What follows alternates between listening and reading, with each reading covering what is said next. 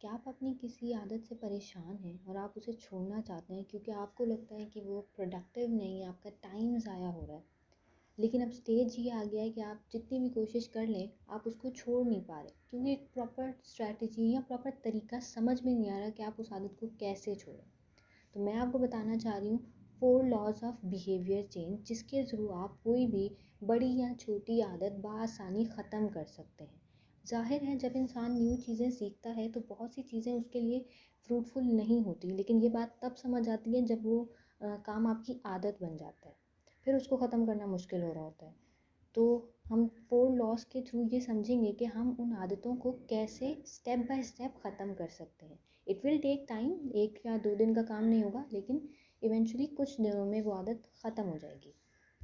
So the first one is the law of Q. कोई भी काम हमारी आदत तब बनता है जब हम उस काम को बार बार रिपीट करते हैं। एक काम है, वो हमने एक दफ़ा की, हमें अच्छा लगा, हमें प्लेजर फील हुआ, हमने उसको दोबारा रिपीट किया। इस तरह रिपीट करते करते वो हमारी आदत बन जाता है। और रिपीट हम करते हैं तब जब हमें पर्टिकुलर स्टिमुलस मिलता है।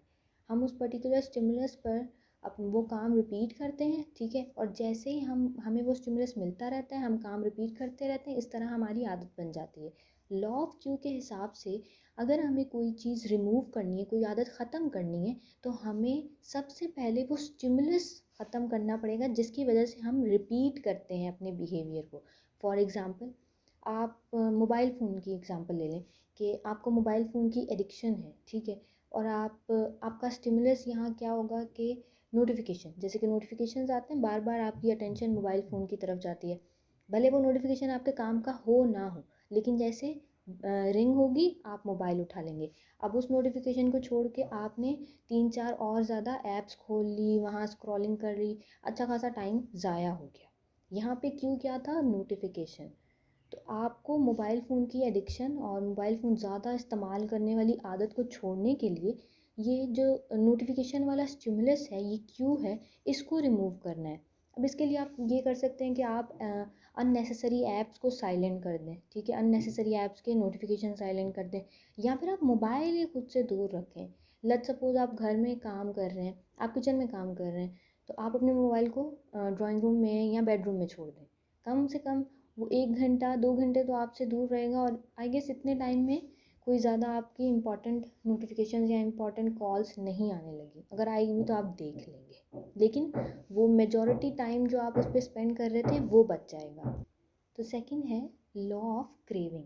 मतलब पहली काम तो ये था कि आपने स्टिमुलस आया, आपने उस पर एक्ट किया। अब दूसरी चीज़ ये है कि आपको जब स्टिमुलस मिलता है तो एक्चुअली आपको उस चीज़ की क्रेविंग होती है, इसीलिए आप एक्ट करते हो। इसको हम लॉ ऑफ क्रेविंग कहते हैं।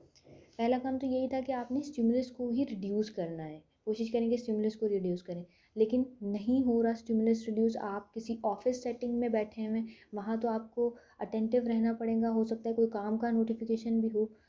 तो आपने करना ये है कि अपनी क्रेविंग को हैंडल करने के लिए अपने माइंड सेट को रिफ्रेम करना है, अपनी सोच को बदलना है। बदलना इन अ सेंस के जो रियलिस्टिक चीज़ें जो आप अवॉइड कर रहे होते हैं ना, कि सामने हैं भी लेकिन हम वो देख नहीं रहे हैं।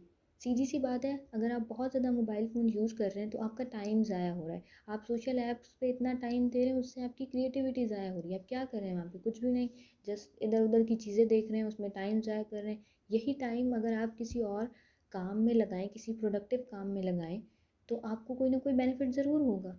फॉर एग्ज़ाम्पल, आप इसी टाइम को अपनी एक्सरसाइज में लगाएं तो फॉर श्योर आपकी हेल्थ को बेनिफिट होगा, ठीक है। देन है third law, which is law of response. अब भाई देखें, स्टिमुलस आपने देख लिया, आपको क्रेविंग हो गई, अब आता है आपकी तरफ से रिस्पॉन्स, जिसको मैं पहले रिपीटेटिव बिहेवियर कह रही थी।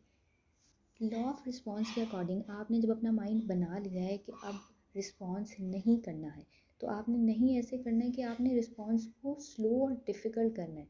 सिर्फ ये सोचते रहेंगे नहीं करना नहीं करना नहीं करना, तो वो बिल्कुल आपको फ्रस्ट्रेटेड कर देगा। नहीं, आपने ये सोचना है कि फॉर एग्ज़ाम्पल सेम मोबाइल वाली एग्ज़ाम्पल लेते हैं, नोटिफिकेशन आया, रिंग हुई, आपने अपने माइंड में ये सोचना है कि ठीक है, मैं अभी नहीं उठाऊँगी, आई विल टेक 2 मिनट्स, मैं 2 मिनट के बाद नोटिफिकेशन देखूँगी, ठीक है, 2 मिनट के बाद देखूँगी। जब तक वो 2 मिनट में जो भी मैं काम कर रही हूँ, मैं उसी काम पे फोकस रखूँगी। छोटे छोटे स्टेप्स लें ताकि आप जल्दी डीमोटिवेट होके गिव अप ना कर दें, क्योंकि जब चीज़ें आदत छोड़ने में ये होता है कि जब चीज़ें हमारे अगेंस्ट होती है ना, हमारी हैबिट्स के अगेंस्ट होती है, तो हम बहुत जल्दी गिव अप कर देते हैं। हम कहते हैं नहीं बस हमसे हो ही नहीं रहा, हम क्या करें। इसलिए आप छोटे छोटे स्टेप्स लें, पहले 2 मिनट कर लें, फिर 2 से 3 मिनट कर लें, 3 से 5 मिनट कर लें, इस तरह करते करते। लेकिन करना ये है कि अपना फोकस उस काम पे ज़्यादा रखना है जो काम आप कर रहे थे। अब ये नहीं है कि आप वो काम करते करते भी माइंड में यही चल रहा होगा, क्या नोटिफिकेशन आया, क्या नोटिफिकेशन आया। अपने माइंड को स्ट्रिक्ट रखना है कि जो आप काम कर रहे हैं पहले वो करेंगे, और फिर स्ट्रिक्टली 2 मिनट बाद आप अपना नोटिफिकेशन देख लेंगे। फोर्थ है द लॉ ऑफ रिवॉर्ड। हमारा माइंड वही काम बार बार रिपीट करता है जिसमें उसको कोई रिवॉर्ड या कोई लालच नज़र आ रहा होता है, ठीक है।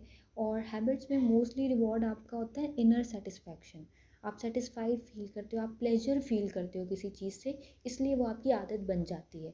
अब जैसे फॉर एग्जांपल है स्मोकर्स होते हैं, अब उनकी जो सेटिस्फैक्शन है, उनका सॉरी जो रिवॉर्ड है वो है उनकी स्ट्रेस रिलीज़ होती है, उनको ऐसा लगता है, जबकि ऐसा नहीं होता। लेकिन उनके लिए तो ये रिवॉर्ड ही है ना कि उनकी स्ट्रेस रिलीज़ हो रही है, जब भी वो जो स्मोकिंग है उनकी हैबिट बनी हुई है।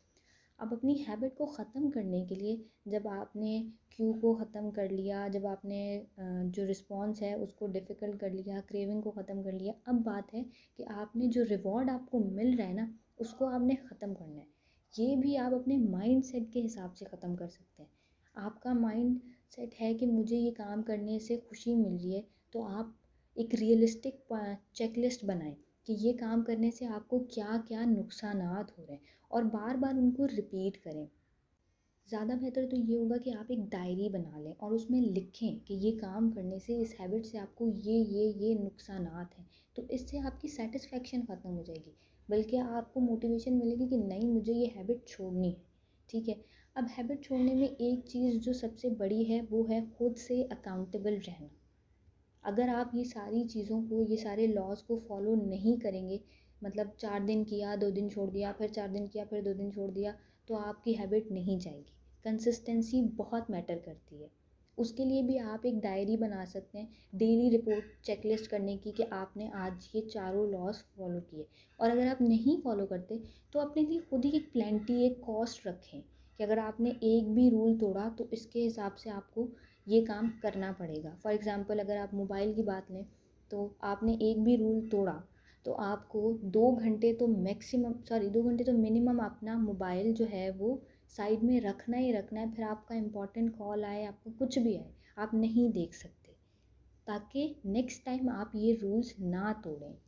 और ये रूल्स फॉलो करते करते 40 डेज़ मिनिमम आई गेस आपकी ये आदत जो है वो ख़त्म हो जाएगी, अगर आप स्ट्रिक्टली फॉलो करते हैं जैसे मैंने आपको बताया है। अगर आप 2 दिन फॉलो करेंगे, 2 दिन छोड़ देंगे, तो कुछ भी नहीं होगा, आपका लिटरली टाइम वेस्ट होगा। आपको ज़रूरत है अपने इन्वायरमेंट को, अपने माइंड को चेंज करने की, उसका बैलेंस मेंटेन करने के लिए। वीडियो पसंद आई हो तो लाइक और शेयर ज़रूर कर दें, और अगर कोई प्रॉब्लम है जिसका आप सॉल्यूशन चाहते हैं उसको आप कमेंट बॉक्स में ज़रूर लिखें, और चैनल को सब्सक्राइब कर दें ताकि आप मज़ीद आने वाली वीडियोस को देख सकें। Thank you.